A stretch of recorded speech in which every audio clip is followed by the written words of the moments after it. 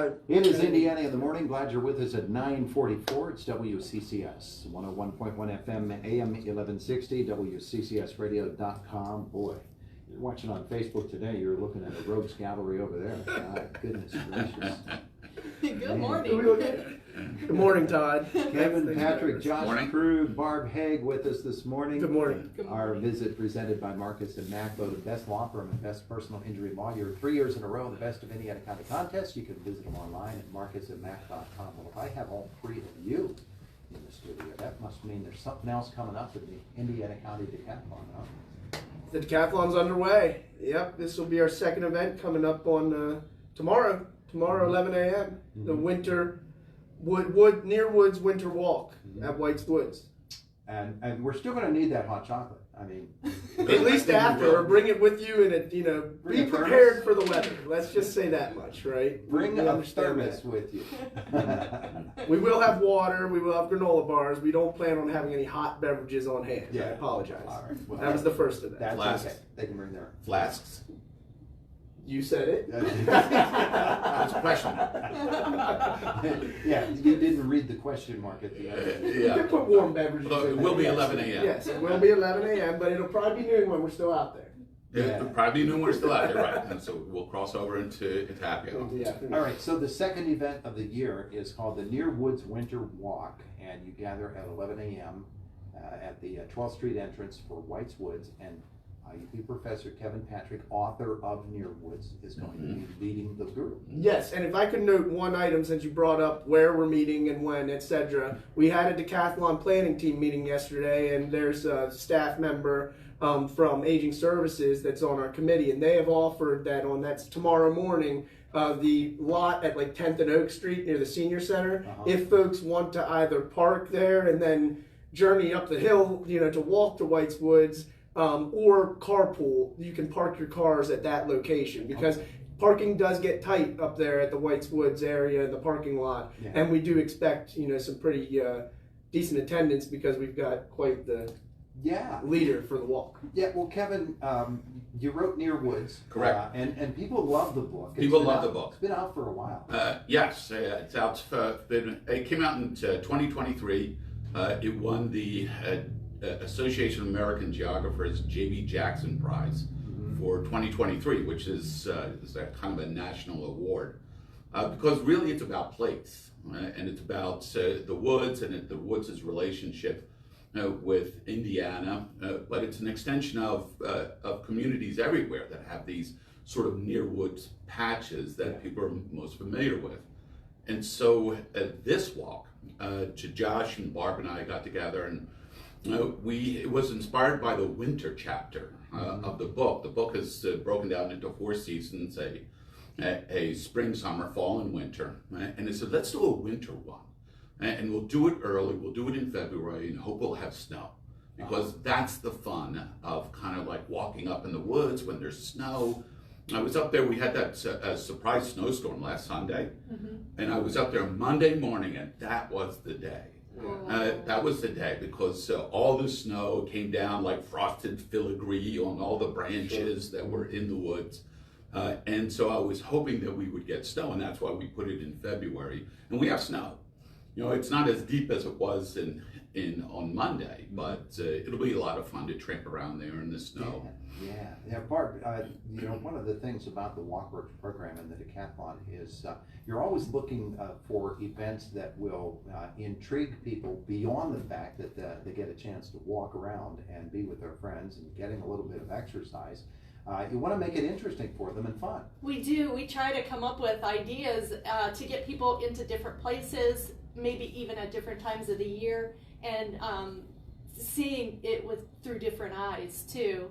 And that's the beauty of having Kevin lead us through that walk. He has really vast knowledge of White's Woods, living nearby and going there all the time. And he sees things and has seen things that most people would miss on their way through. So being with him through the woods is really magical, quite frankly, Yeah. Kevin, of course, when we're walking in and you're leading a walk through downtown Indiana or Blairsville or something, you're looking at historical buildings and Right. talking about those folks and the amazing architecture and everything. Mm-hmm. It's a little bit different than you're walking. You give us the history of that tree over there. Yeah, it's a little bit different when you're walking in the woods. But the amazing thing about it is that there's a surprising amount of overlap between sort of like human impacts in the woods and then the natural environment of the woods. So right now we're still in hard winter, where although our hard winters seem to be shrinking.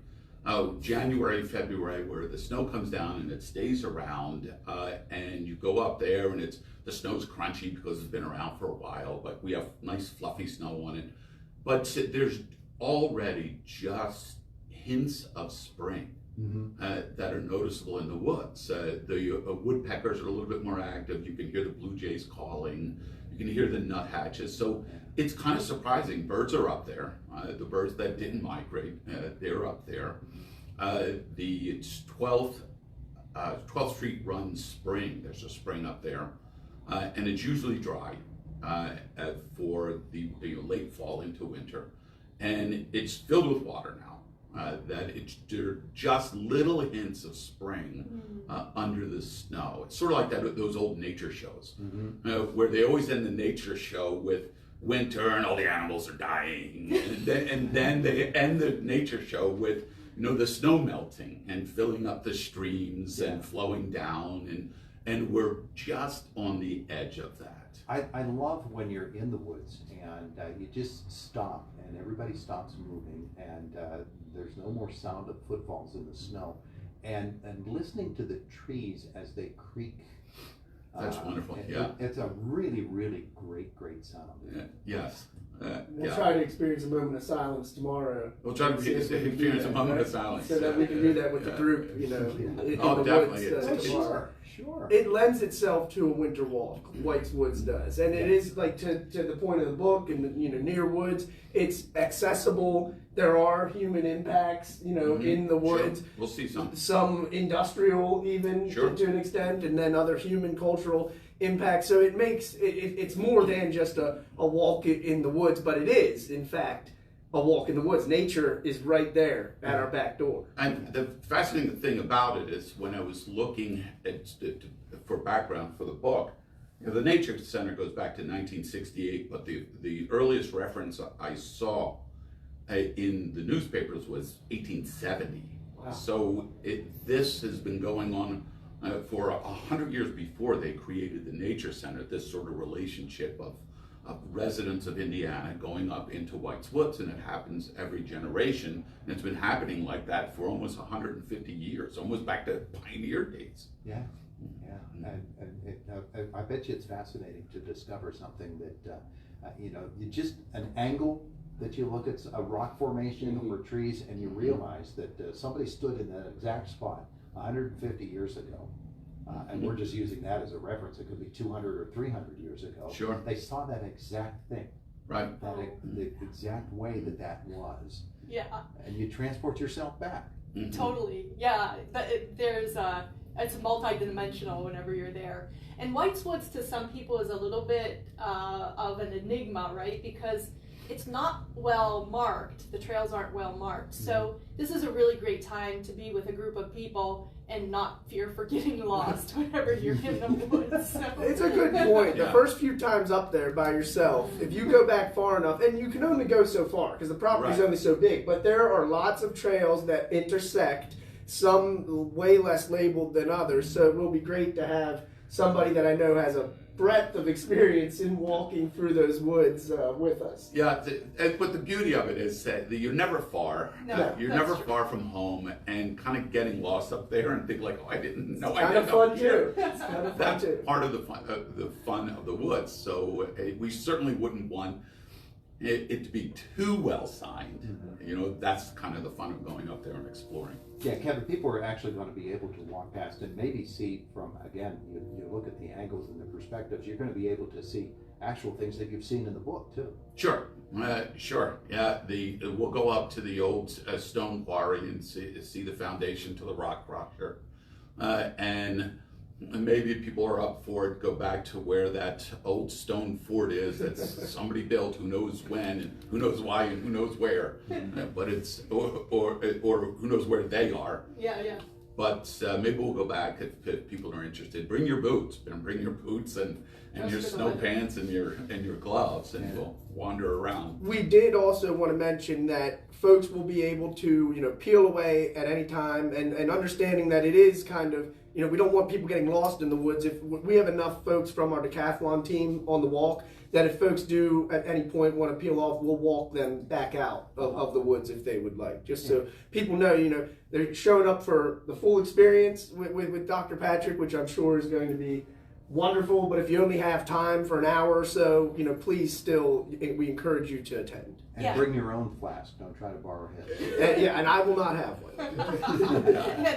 And it is a level 3 difficulty. Yeah. Just because it is steep slopes and it might be slippery with the snow. Mm-hmm. So we want people to be mindful of. We're not rock climbing, so it's not that difficult, but it's not an easy paved experience. Yeah. So, In our 3 tiers, it's the top tier. Yeah, but to Barb's point, we're not rock climbing and rappelling. a little bit of caution and you'll be fine. Now, You'll be fine. Just for the That's weather. right, and you can cut out at any time and just follow the person walking their dog back to the car. There you go. Now this is the second walk of the decathlon events for this year. There are many others still come. Yeah, we have the walk in the grocery store coming up that you'll have to register for. We'd prefer it if you register for that. So there's a phone number on where to register, and that's coming up in March, at the end of March. But in between that, we have the Christmas tree walk with Greg Van Horn. So we're going to the Van Horn Christmas tree farm, and we're going to get the history of Christmas tree farming. And his name is Silas Streams. By the way, Of course, I couldn't remember the name last time we were on. I'm glad you brought it back. Silas Streams. my neighbor's father made sure she told me so that I would know. So that is March the 8th. That is on March the 8th. That's not That's far, at 1 right? o'clock in the afternoon. So we'll meet at their farm and we'll go for a walk into the woods and look at the Christmas tree farms and understand what it takes to be a Christmas tree farmer. The nutrition walk will be on March 26th at the Giant Eagle in Indiana, and then you move into the April schedule. You've got the Historical Society walk. Yeah. So last year we had a new self-led walk up 6th Street, and we're going to make that live this year. Oh. So it was on your own last year, but we thought we'd bring it to life. So the volunteers from the Historical Society will be there to provide the guidance and the history and bring the magic of that walk to life. Portrayed by contemporary actors. Okay.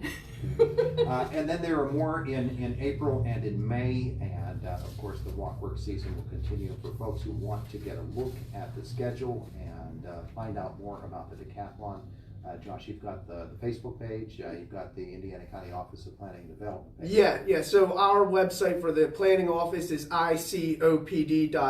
Our flyers do have QR codes on them, so if you find flyers around town, then you can link to it there. All the Walkworks information, all the past decathlon flyers, all the self-guided walks, all the information about our Walkworks routes, of which there are 9 in Indiana County, all can be found on our website. And as you mentioned, the Indiana County Decathlon, if you look up Indiana County Walking Decathlon, is actually the Facebook group. There's almost 600 members in that group. And on our last event, the Nature Palooza, which is hosted by Children's Advisory Commission, is where we pool prizes, drawing prizes. So at all of our events, you can sign up, get entries into the drawing. All of our events are free. You can sign up or you can post with the hashtag ICDecathlon 2025. So we're in full gear. We're raring and ready to go for the rest of these events. And there's a few other additional walking opportunities on the flyer that we would like people to check out also. Yeah.